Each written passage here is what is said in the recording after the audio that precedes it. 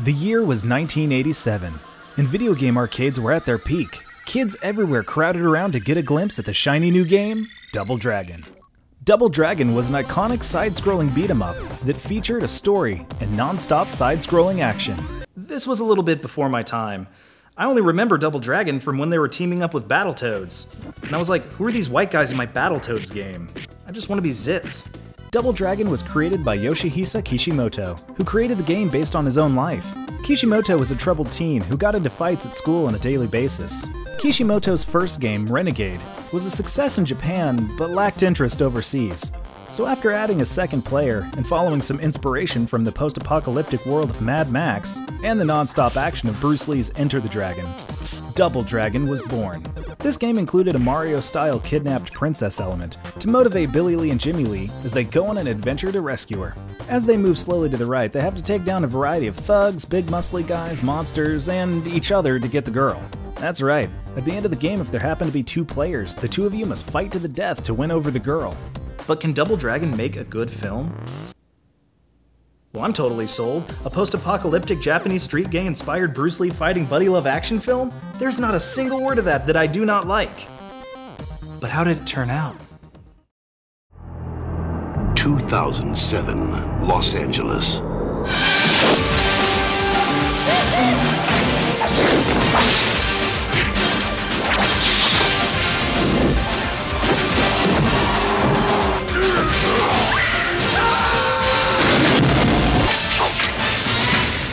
Wait, hold on a sec. Can we go back a few frames here? I think the boom might be in the shot here. Hold on a sec. When I went to this part of the film, look, no boom pole.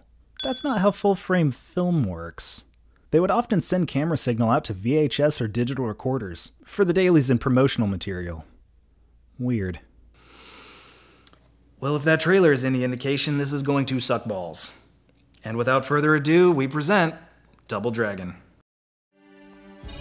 An ancient Chinese emperor sacrificed himself to create a medallion. One half gives its wearer the power of body, and the other the soul. In a fighting movie, I can guess which one is better. Doesn't matter. China's China, right? Maybe it's just a typo. Sunhua en China. Alright, neat. Some odd fight scenes. People dressed like disco balls. This is pretty neat. I'm liking it. I would say this is a fire hazard if it weren't a cave, but that still cannot be good for your lungs. So they all cut out their own tongues so that they wouldn't be able to tell people where the medallion is, and this jackass leads them straight to the thing. Good job. Okay, now we're talking post-apocalyptic New Angeles in the distant future of 2007. This is gonna be rad. Oh god, I was right. That is a good look. Oh, sunglasses removal too. He's already too cool for school. This film is all about the hard-to-notice details, like how these two guys have suckers in their mouths, then licorice, then gum. Every time we see him, they have a new piece of candy. So Vanilla Ice is mad that he only got the soul half of the thing, because he wants to combine the two and receive godlike power. I know the concept of soul is kind of hard to visually represent, but wiggly giggly visual effects is not a good look. Alright, this is pretty neat. I love this set, and it establishes Billy and Jimmy and the only Asian character with a speaking role, and their connection to fighting. Our two main characters are shown to have promise, but also a little room for personal growth. Better luck next time, losers. Eat some fish, buttheads! Billy, no! Not sure what this is about, though, or how it could help against an earthquake. Jack it up, jack it up. Jack! City! The gang violence is so bad that not even the police go out at night, and our main characters are of course stuck out late. Remember Batman Beyond and it had themed gangs, the Jokers, the T's? Well, this is like that. There are clowns, maniacs, Mohawks, the US Postal Service, and the Power Corps. And our heroes just got tricked by the Mohawks. So just like in true video game movie-like spirit, they try to cram in as many video game-like elements as possible, like this goofy driving tracker. But this isn't a driving movie, this is a... God. They put Cheese Whiz in Mr. Fusion in order to get a huge nitro boost, and eventually get cornered in some alleyway. Luckily for them, the Power Corps was practicing rappelling and doing their live modern art performance. We are the graffiti because we are the rebellious eyesore also painted on society. And there she is, softcore porn star Alyssa Mulatto. Mulattoes. They're Milanos, you idiot. I always thought that was a little bigoted for a cookie. Sorry, Milano. Let's fly. Billy, Jimmy, and Asian Lady head home to their abandoned theater, which is a pretty sweet setup. For the first time, she tells them the story of the film's MacGuffin, and hands it over to Billy.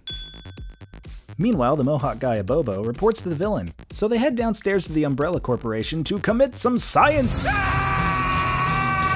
Alyssa Milano turns out to be the daughter of the police chief, and they have a political discussion that no one cares about. Next. As Billy and Jimmy practice ballet, the villain literally knocks at the door until let in. I've taken a new name. I am Kogashuko. Whoa, that's cultural appropriation there, guy. And group sunglass removal, that's just a dick move. What's going on? Nice hair, dude. Jimmy. Billy. Run! Again, awesome sets. It looks like so much fun! I want to go there and get chased around by some goofy nut with candy. What a head case. Alright, yeah, that joke sucks, but wait for it. Yes! Next time we see him, he's still got that thing on his head. That is brilliant. It wasn't until years later that I realized you had stolen what is rightfully mine. You got me monologuing. I can't believe it. Science, energy, electrolytes, turbo lights, more lights than your body has room for. Power thirst.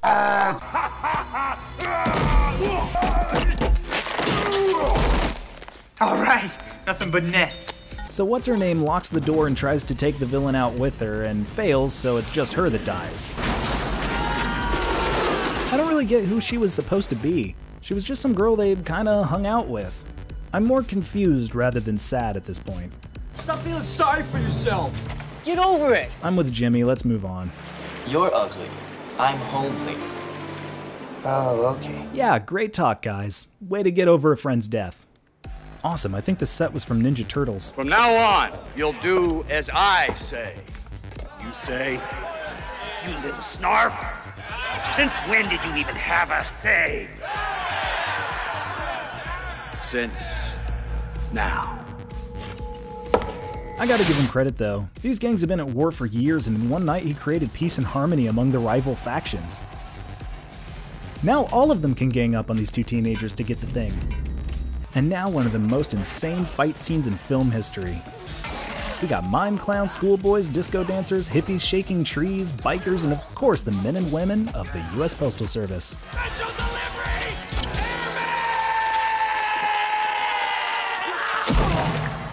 I can see you. No, you can't. Ah! Come here, grab my head. Aw, these gang members are so supportive. Wow, yeah, not even the end of the world would stop the Hollywood tour system. Great.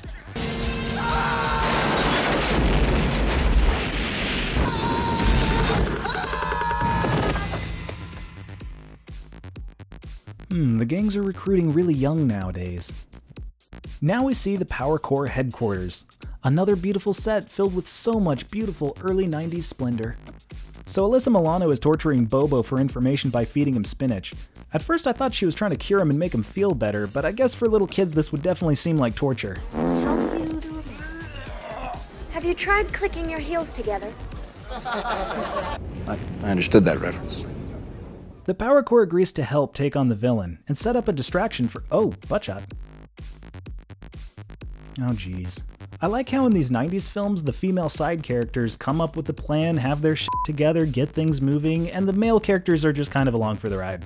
And I mean it, she figured out the entire medallion plot from torturing a Bobo, hacked a device in order to create instability in the gang alliance, and is leading an assault on villain HQ all without the middle part of her pants.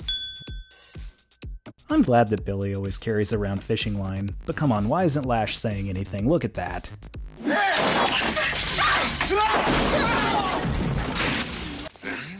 Dad, does this mean I'm grounded? Our heroes fall down an elevator shaft to the Resident Evil set and fight a couple of really neat looking zombies. But then Jimmy gets captured. Then I will kill you. Just like I did your father. What? Yeah, what? It's like an hour and 12 minutes in the film. BT dubs, I killed your father, okay, thanks, bye. I'd be just a little bit more concerned that he tied you up with the sexy rope. The power core gets invaded by all the gangs and some more postmen, and hey look, his eye is still poked out. Yeah, Alyssa Milano is not a very strong action star, and I can't really tell who is who. This is engaging, but it's visually confusing. Abobo is definitely my favorite character. He's the only one with any character development or real emotional responses. More scenes like this are needed. Jimmy! Let's kick some butt. Exactly. Shuko possesses Jimmy, so the brothers have to fight each other kinda like in the game. It's not the same, but I'm glad they were able to put it in somehow. Wait, can you have product placement for the game the film is based on in the film itself? Yeah, I thought it was funny. Piece of junk. I could do better without you. Well, that's stupid. Usually when a character is trying to unlock an ability, they have to overcome some kind of personal issue that was holding them back. I don't believe it. It's why you fail. In this case, Billy was acting pretty immature the whole film, so he would have to overcome that and do something selfless or something mature and grown up. Instead, he has a whiny little tantrum, throws the thing, and then that's what gives him his powers? Dumb. Get out of my brother! Jimmy? Ugly? Uh-oh, Too Cool for School gets the thing and puts it together with the other thing. Stuff! So Shuko gets ultimate godlike power and immediately becomes two guys that are easily defeated by ballerina moves.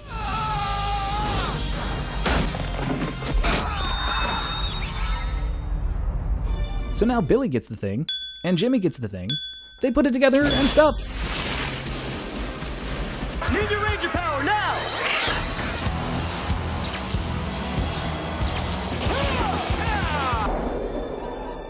Destiny has brought together the double dragons. Okay, now this really bothers me. The villain lost all of his power and now he's just a helpless guy. So they beat the shit out of him anyway.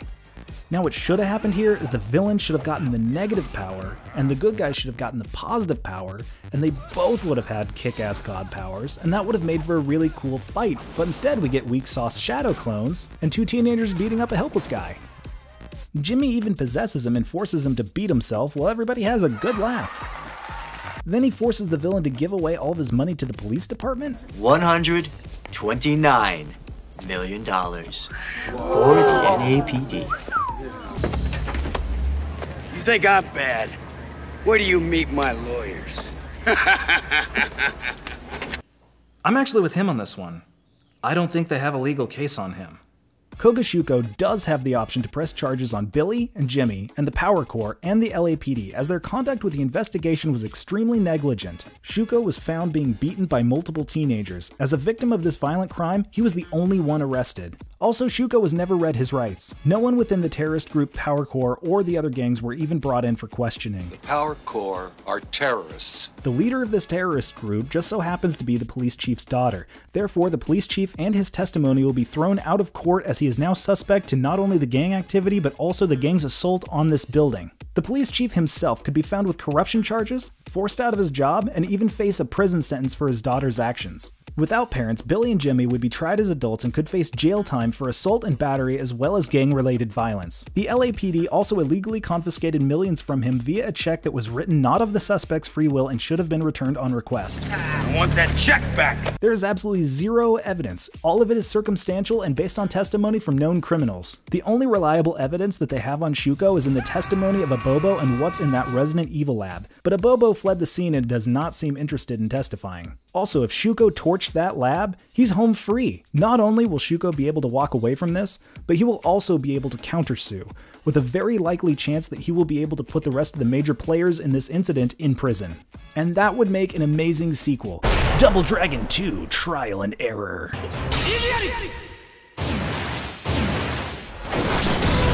As for the downsides, this film is an exact copy of the Super Mario Bros. Movie. Both films begin with a backstory about a magical MacGuffin that needs to be combined with something else to do something that we don't really understand. Two guys down on their luck get mixed up in a post-apocalyptic world fighting a rich asshole who controls everything with money and lives at the top of a big tower. Early on, there's a car chase scene featuring modified turbo cars that feels really out of place, like it doesn't belong in the film. There's only one love interest for the two brothers, and she goes on a journey of her own as she has a complicated past with the villain. They meet a goofy side character who goes through a transformation and becomes a huge dumb thug they have to fight, but who also helps them out in the end. He hates the lights! The villain has one female lieutenant with a weird gimmick and two ineffective henchmen who are really silly and cannot do anything right. It's a really big deal when the MacGuffins combine, but they ultimately have no effect on the plot and things immediately go back to normal as if nothing happened. A man gets beaten or disfigured as a crowd laughs inappropriately. The end climax of the film is a complete letdown with a lack of epicness. One of the two brothers gets the girl and they all move on to their next adventure. And again, the filmmakers added a ton of environmental and political ideology. Polluted drinking water? And if it gets in your mouth, you get diarrhea for a week and all your hair falls out. Polluted air? Don't need oxygen wrong, man. Get lost, Weasel. Pack your oxygen mask tomorrow, because we are in for some black rain. Access to clean air and water are only for the rich. So if you have a smog fan, stay near it. And if you don't, get a job. The police force is bribed to the point of ineffectiveness. I own the streets. And of course, the villain is a representation of why big business and politics should not mix and why the rich make extremely evil and corrupt politicians. I just want total domination of one major American city! Is that too much to ask for? Is it? That's right, the filmmakers intended to incorporate a ton of political ideology in their artwork, and I'm not afraid to discuss it. Please express your outrage directed at me in the comments below. This film came out just a little over a year after the Super Mario Bros. Movie, so the script was complete and they were already filming before they found out it was too late. But if the film was being done nowadays, they probably would have just reshot most of the film. World War Z, Suicide Squad. Surprisingly, the story was written by Paul Dini, who is the grandfather for everything in the world of animated Batman, so I have no idea what happened here. The biggest mistake the film made was not taking its core story seriously. I felt like everyone was saying, meh, good enough. Double Dragon only grossed $2.3 million at the box office and sports an embarrassing 8% on Rotten Tomatoes. For a franchise that's based off of Bruce Lee films, this film is a whole lot of nothing like a Bruce Lee film. I can watch it if I don't think of it as a Double Dragon movie. It's really not a Double Dragon movie at all. Yoshihisa Kishimoto. What do you think would have made a better plot for this film? Tell us in the comments. And if you enjoyed this video, please be sure to like and subscribe. And tune in because next time we're taking a look at Sonic the Hedgehog. With a new live-action film coming out soon, we're going to be asking the question, can Sonic the Hedgehog make a good film? The answer is no. Find out why next time on Console to Screen.